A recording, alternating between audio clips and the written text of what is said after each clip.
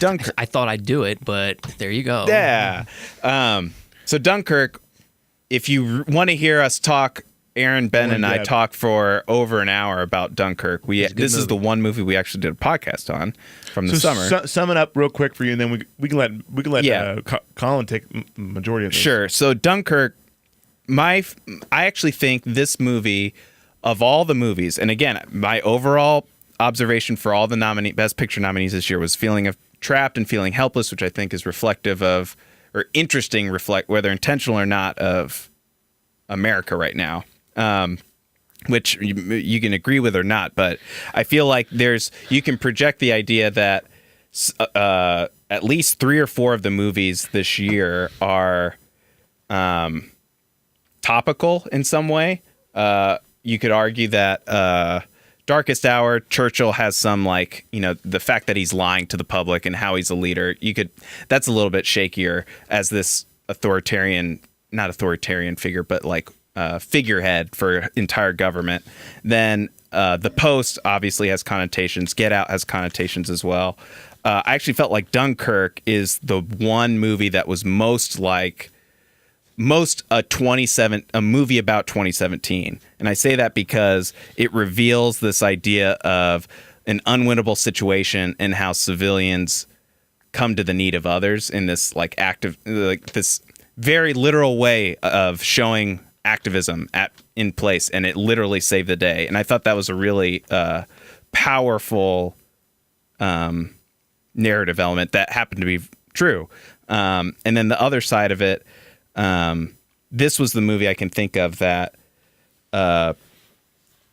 we usually have an issue. We talk a lot about Marvel movies sucking because they use spectacle and effects for no reason, and they're just kind of thrown in. Well, the reason is to keep you engaged. Right. There's nothing there. But it's very superficial. I feel like this movie of any movie I've seen in a very long time use spectacle with a deliberate purpose. Mm-hmm. It was a good spectacle. To convey war and other character elements in a very unique way, and and if you think about every single scene, as big as it was and as loud as it was, everything is still in these tight quarters of like in a cockpit where you're kind of trapped in a sinking ship where you're about to drown, or running on land where you have nowhere to go. Like everything is still, you're all still constantly feeling like you're trapped on a bridge waiting for a boat. Right. And like the psychological element is very unique, and they still used effects to such a brilliant way. A lot of it was real physical. It was all real physical. I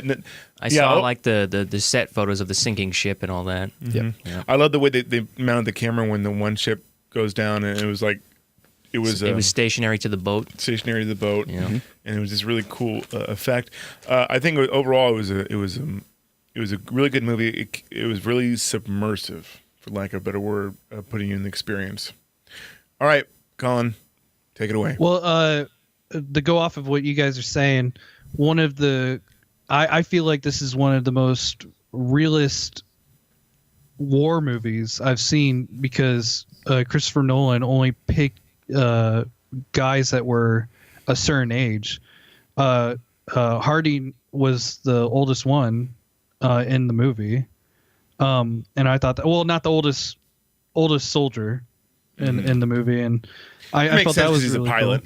Cool. Yeah. And so it made sense for him to be there, but all the ground troops and stuff being young boys, I mean, that was real. That was useful, sir. And everything was real. Like the real ships, real planes. And it felt very real. I mean, definitely, I was on the edge of my seat. I was at home. I didn't get to see it in the theater. I was at home. IMAX was great. On the edge of my seat with the sound. I had to stop it a few times because it kept on pushing on my bladder. I was so tight, like I had to pee a couple times. I was diamond came out. I don't know what happened to it. Well, they should sell the DVD with a bedpan. That would solve a lot of problems. And I want to know what happened to Tom Hardy because That was a great end. I thought Yeah, that was it an was such a awesome. great- to be. And All the I matters said is new survive. new franchise opportunity. Dunkirk 2. When's Yeah. that coming? Dunkirk Did you 2, stay after Electric the credits? Boogaloo. Did you stay after the credits? Tony Stark shows up. One thing that kind of Nazis, I hate those guys. Timeline a little bit. Yeah, I some- agree. The timeline is kind of the weak link. Oh, come on. It wasn't Oh. that bad. But the editing was really good because I was kept never me on confused. edge the whole time. Yeah. I was confused a couple times just because it went dark and then it was daytime. And They gave you enough contextual clues to put the pieces But I also together. think that was purposeful to make you feel confused. Yeah, because A little bit war like is 'cause confusing. you don't know what's going on. Yeah. You know, it kind of takes throws you off. It throws you off. You know, just like changing the carpet in Shining. The Shining. It'd be great. The slight little things like that was off-putting. I actually got a headache after I left that movie. It'd be the funniest thing ever to have Nolan on here live, and we tell him like, "What did you do that on purpose?" He's like, "No, it just happened." No, we I'm were- glad I thought of it. He was though. like, we were behind in editing and we didn't have time to. make Somebody the master screwed cut. up the edit files. Well, and I think it's easy to discount too that this is a World War II movie. What? This is a war movie. It's a World War II movie? Well, Crazy. I'm just like, I don't think people talk about it as a war necessarily No. as a war movie, but It's it, not no, your you're standard right. war You're right, movie. It's so because, like, unique When I that think it- about but- a war movie, I probably wouldn't have gone and seen it. Like it wouldn't be on my list of like, oh, I got to go see this war movie. I'm just not that type of guy. But Yeah. like you're saying, go on. I totally agree. It felt yeah, well, like so last year, Hacksaw Ridge. That's a very conventional, like War Horse. I'm trying to think of some that have been Saving Private Ryan. just best pick. Like any war movie, Thunder. they're all kind of in the same. Even on TV, they're all kind of the same. There's blood and an enemy. Like we don't even see the enemy in this really. We just see kind of gun flashes and Are you the planes enemy? with faceless people in it. Like we don't even see human beings That's because anywhere they as the confine it enemy, to the which Yeah, is their own perspective of brothers the at war, protagonist they can't and even stuff. figure out. Yeah, You know, sorry. but which Yeah. I think is a good thing and a bad thing. To be honest, I don't think it's bad. I think it's a great I think idea it's good. for a movie. I think interesting vehicle, but I think where Saving Private Ryan was pretty good was that the enemy is just trapped too. You know what I mean? Like they're young kids too. They're people too. You know what I mean? That no one's really bad. I mean, yeah, the Nazis are bad, but like, do you think all the soldiers are bad? Mm-hmm. They're fighting a political war, like from this crazy We're all dictator. trying to figure out our well, own problems. and they do a great job of making this about survival. Even They do, but I think if you humanize the enemy, it makes it a more impactful. yeah, that's war true. film, I to see. my point of view. So Chauncey, this is a good ad for our conversation. Chauncey said Dunkirk uses expansive scenery successfully to make me feel, what would I do to survive this by myself? Yeah. Which I think is great. That's Very a great good. observation. That's what it felt like, was a being good by point. yourself. It was a good point, and Yeah. you followed Yeah. that one guy for the most part. Yeah, did you guys stop and think about like what you would do in those situations? Like, Yeah, for sure. you were there. Yeah, you wouldn't be so noble, would you? You know, I don't Like- think so at all. You can't blame him. You wouldn't be so noble. So Whatever we it takes think to we would be. survive sometimes. No, not at Yeah. all.